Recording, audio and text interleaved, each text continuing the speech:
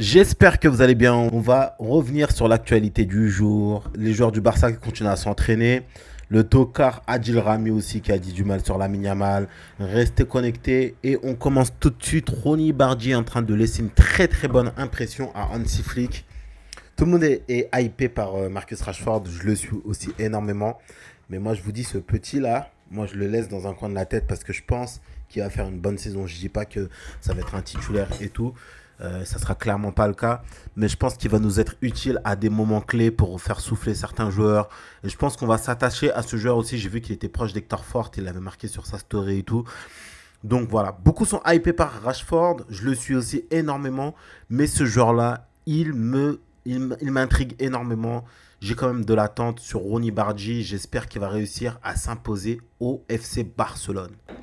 On enchaîne ici avec les joueurs du Barça qui continuent à s'entraîner. Et franchement, on a vu des vidéos, des entraînements. J'aimerais pas être à leur place parce que en ce moment, ce que Flick est en train de leur faire, c'est juste incroyable.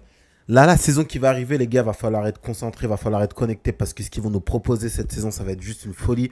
Mais en fait, encore une fois, je suis obligé, je vais parler de Marcus Rashford à chaque fois, mais je vous avais dit quoi depuis un moment? Je vous ai dit que si Marcus Rashford, il vient en avance et qu'il fait la pré-saison de Flick, hein, que Flick lui met les produits, non je rigole, pas de produits dopants, mais en tout cas qui fait la pré-saison avec Flick, vous allez voir un monstre. Moi je suis, en tout cas, ça m'embêterait en tout cas si Marcus Rashford flop, mais je pense que ça sera pas possible parce que Hansi Flick c'est un magicien et regardez cette équipe, regardez-moi ces joueurs, il y en a ici qui vont faire de grosses saisons, on voit du Ronny Bardi, du Rafinha, du Koubarsi, Koundé, Lewandowski, Fermin Lopez, Casado, Fermin Lopez aussi, un joueur à quel on a de l'attente parce que là, la deuxième saison qu'il a faite, là, elle était un peu plus compliquée parce qu'il revenait des JO. Mais la saison qui va arriver, les gars, il sera en concurrence directe avec Dani Olmo. Et je pense qu'il aura une carte à jouer. On l'aime tous. On a de l'attente. On verra. On a juste hâte que ça commence. Regardez-moi cette ce focus, cette concentration dans ses yeux-là. Je vous dis, en fait, vous savez, la saison qu'on a vécue, elle était incroyable. On s'y attendait pas. Mais là, la saison qu'on va vivre, les gars, entre en plus si ça va chercher un latéral gauche, entre tout ce qui se passe, une petite arrivée de Rashford, une petite arrivée de Grimaldo, je pense qu'on va être bien. La vérité, je pense qu'on va être bien.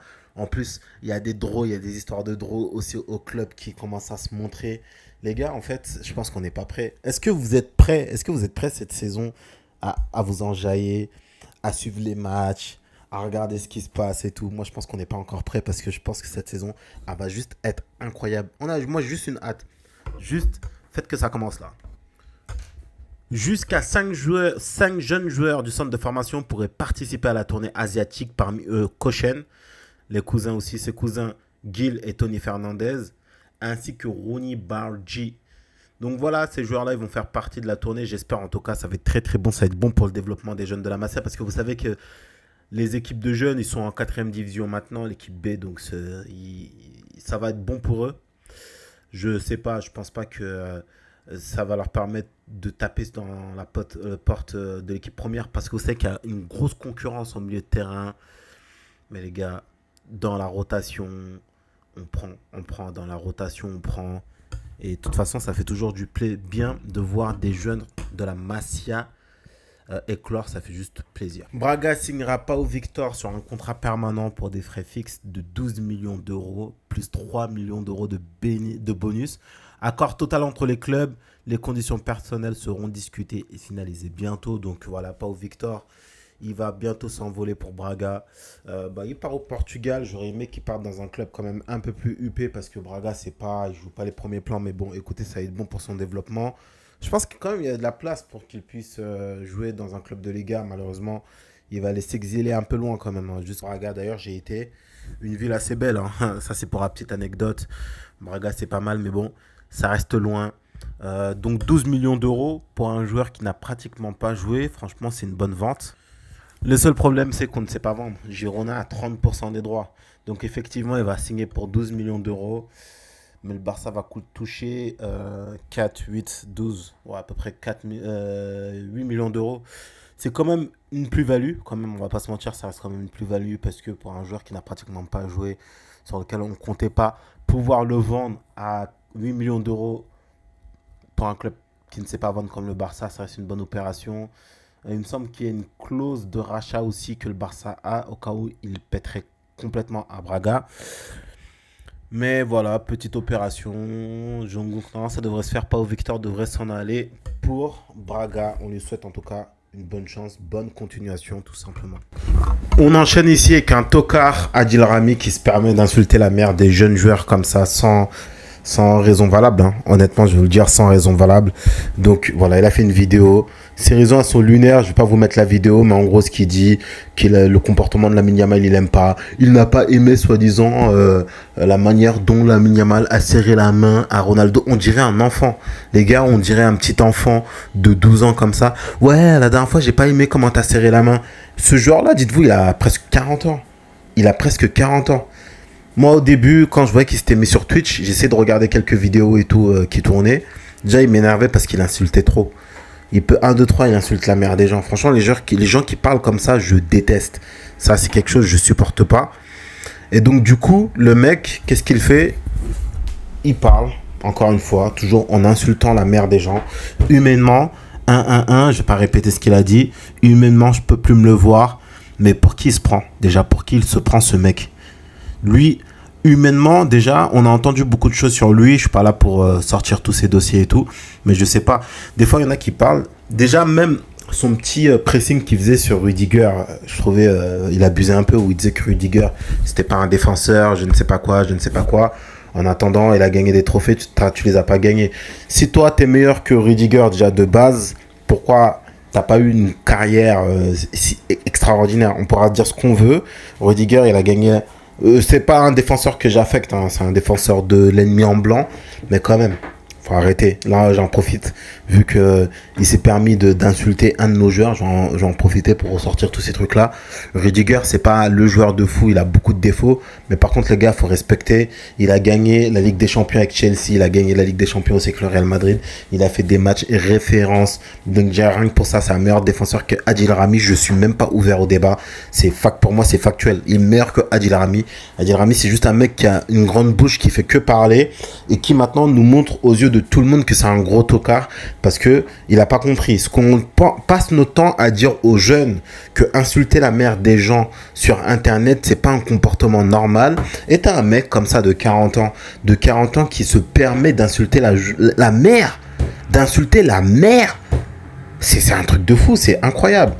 Donc au bout d'un moment, qu'est-ce que toi tu fais quand tu vois que tu as des gens comme ça là, des gens qui ont une communauté, etc., qui se permettent. Tu peux dire que t'aimes pas le joueur, ça, si t'aimes pas le joueur, c'est ton problème, il n'y a pas de souci. Moi, c'est vraiment les insultes que je peux pas. Des insultes, et en plus, même ce qui te sort comme argument, c'est nul en fait. C'est des vieux arguments. En fait, c'est juste un hater comme ça, juste parce que le mec il est fort. Bref. Et d'ailleurs, j'ai bien aimé ça. On a réussi à mettre Ter Stegen sur le banc. Il serait pas temps de faire sauter son compte Twitch à ce Golemont, et ils ont complètement raison. Ces gens-là, en fait, faut taper là où ça fait mal. En fait, il faut que les gens comprennent que ce que tu dis, quand tu ouvres ta bouche, il y a des conséquences. Tout simplement, tu peux pas parler comme ça parce que tu es sur Internet, tu parles et tu dis juste n'importe quoi, juste parler pour parler. Bien évidemment, vous savez très bien comment ce monde il fonctionne. Tu peux dire n'importe quoi. Quand la sauce elle monte, bah qu'est-ce qui se passe? Ah bah non, mais je savais pas que ça allait prendre un buzz comme ça. Bah, non, je savais pas, excusez-moi. Bah écoutez, je vais vous lire ce qu'il a dit. Hein. Comme c'est un tocard, bien évidemment, il a 40 ans. Et il savait pas que ça, c'était pas normal, en fait, d'insulter la mère des gens. Il savait pas que c'était pas normal. Je me réveille ce matin en allant poser ma bûche. Déjà, regardez comment il parle. Vraiment, moi, je souhaite à personne à 40 ans de parler comme ça. Et je découvre que je suis en plein bad buzz. C'était une métaphore. Insulter la mère des gens, c'est une métaphore soi-disant. Ok, d'accord.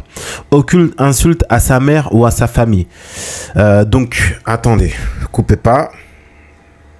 Donc, je vais vous lire la définition de métaphore. La métaphore permet d'exprimer ce qui est réel sous la forme d'une image. Elle est constituée de deux éléments, la comparée et le comparant. Le comparé et le comparant, pardon. Donc, du coup, quand tu dis nique la à la mère de quelqu'un, c'est une métaphore. Donc, déjà, il va falloir revoir ce que c'est une métaphore parce que là, franchement, on n'y est pas du tout. Donc factuellement, il a insulté sa mère, mais lui, il dit aucune insulte à sa mère ou à sa famille. C'est n'importe quoi, vraiment n'importe quoi.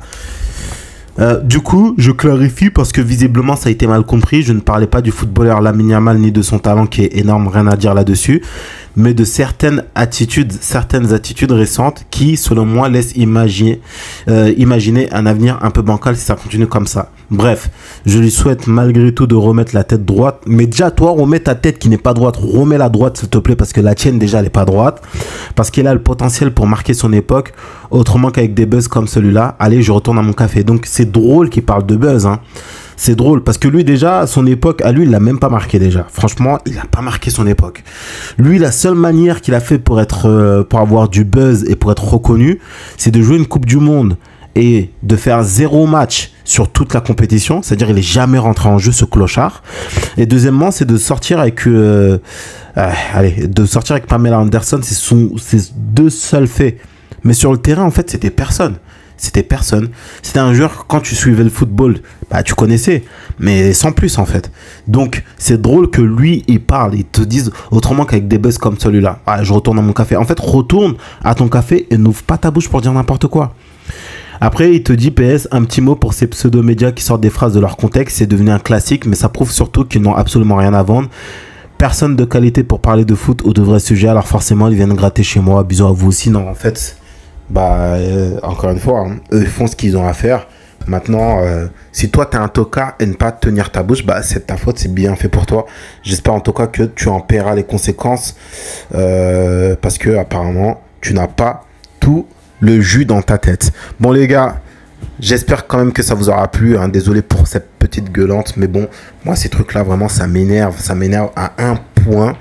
Voilà, on va s'arrêter là. N'hésitez pas à vous abonner, à liker, à lâcher un petit commentaire aussi, super important. Dites n'importe quoi dans les commentaires. Hein. Dites-moi si vous êtes d'accord avec moi. Sur ce, moi je vous dis à très bientôt. Passez une bonne journée. Ciao, ciao.